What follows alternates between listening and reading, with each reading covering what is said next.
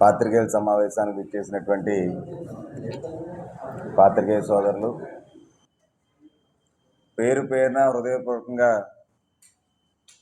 కృతజ్ఞతలు తెలుపుతా ఉన్నాం.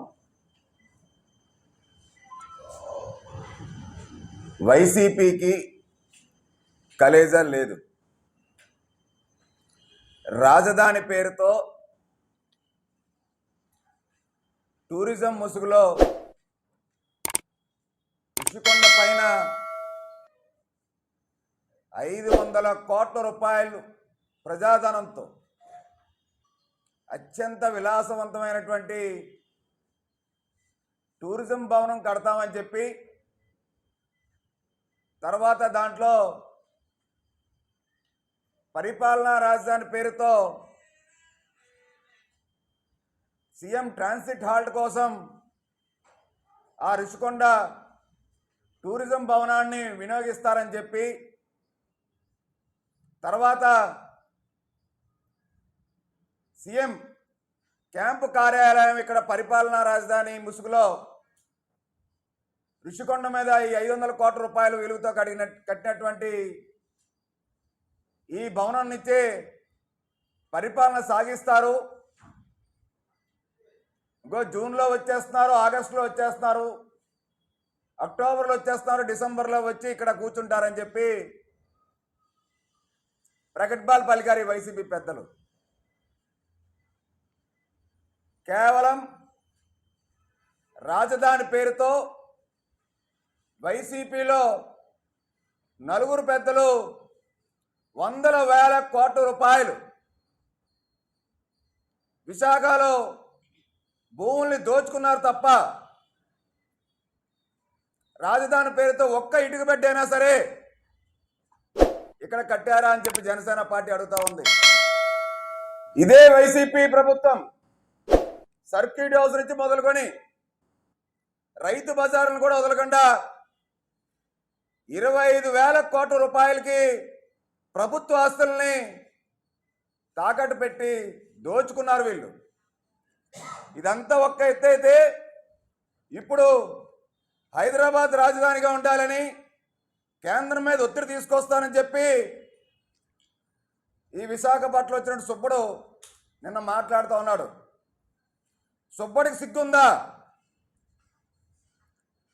10 ఏళ్ళయి రాష్ట్ర విభజన అయిన తర్వాత రాష్ట్ర విభజన హామీలు ఏవైతే ఉన్నాయో ఆంధ్ర రాష్ట్రానికి రావాల్సినటువంటి మన వాటా ఏమైతే ఉందో రాష్ట్ర విభజన జరిగినప్పుడు ఏవైతే నిర్ణయాలు తీసుకున్నారో ఆ నిర్ణయాల కోసం ఎప్పుడైనా ఈ సుబ్బడు కానీ జగన్మోహన్ రెడ్డి ప్రభుత్వం కానీ కేంద్రం దగ్గరికి వెళ్ళి మనకు రావాల్సినటువంటి హక్కుల్ని సాధించుకునే సందర్భం ఎప్పుడైనా ఉందా? విభజన సమయంలో మొదటి హక్కే మనకి పోలవరం. అటువంటి పోలవరం టీడీపీ హయాంలో, చంద్రబాబు నాయుడు గారి హయాంలో గేట్లు పెట్టారు, స్పిల్వే కట్టారు, కొంతమేర పనులు అయినాయి పోలవరంవి. కానీ వైసీపీ ప్రభుత్వం వచ్చిన తర్వాత అంచనాలు పెంచేశారు. కనీసం పోలవరం ఒక్క అడుగు అయినా సరే ముందరకు వేయగలిగారా? వీళ్ళు వరద వచ్చి విలీన మండలాల్ని మునిగిపోయేలా చేశారు వైసీపీ ప్రభుత్వం. అంతేకాకుండా ముంపు గ్రామాల్లో ఉన్న నిర్వాసితులకి చేయూతనిచ్చే పరిస్థితి లేదు. అసెంబ్లీ సాక్షిగా జగన్మోహన్ రెడ్డి గారు పోలవరం మేము కంప్లీట్ చేసిన తర్వాతే 2024 ఎన్నికలకి మేము వెళ్తాము, ఇది వైసీపీ ప్రభుత్వం చేస్తుంది, పోలవరం పూర్తి చేస్తుందని చెప్పి అన్నారు. కనీసం ఆయన పోలవరం ముంపు గ్రామాలకు వరద వస్తే వెళ్ళకుండా చట్నీ అనేటువంటి గ్రామానికి వెళ్ళిపోయి మామా అనిపించేసుకొని వెనక్కి వచ్చేశారు. దానికి వీళ్ళు రాలేదని చెప్పి అడుగుతా ఉన్నాం.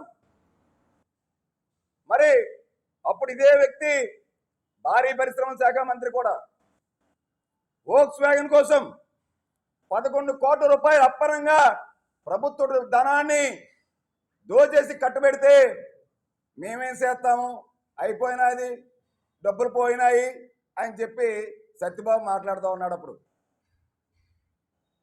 ఏది వోక్స్ వ్యాగన్, ఏది వోక్స్ వ్యాగన్ భూములు ఏమైనాయి? ఆ 11 కోట్ల రూపాయలు ఎవరి ఖజానాలోకి వెళ్ళి